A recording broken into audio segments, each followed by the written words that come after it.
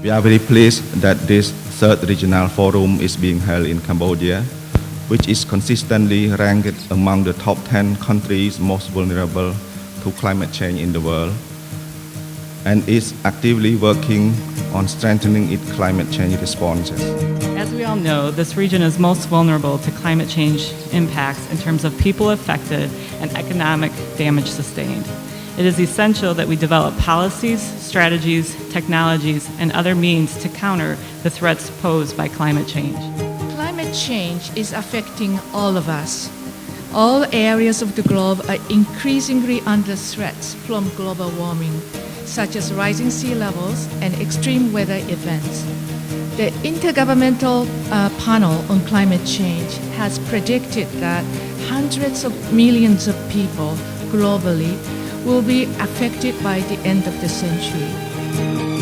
Thank you for the opportunity to speak in this IT way. I hope it works well. It's a great honor to be able to speak to you. I do remember talking to your last Adapt Asia meeting. This is particularly true with respect to the management of public finance and is becoming increasingly important when we talk about climate finance.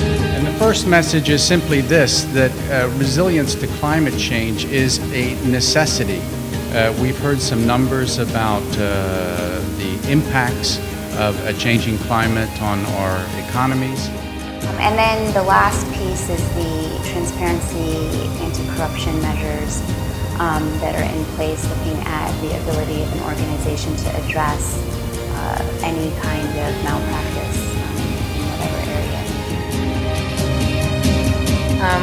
And in that context, and I suppose just to close, in terms of the complexity of the recognized process of the Adaptation Fund, and given that GCF is a very similar process, I suppose it's important to think about it perhaps using a sports analogy as a long and a short game. The long game is seeking accreditation.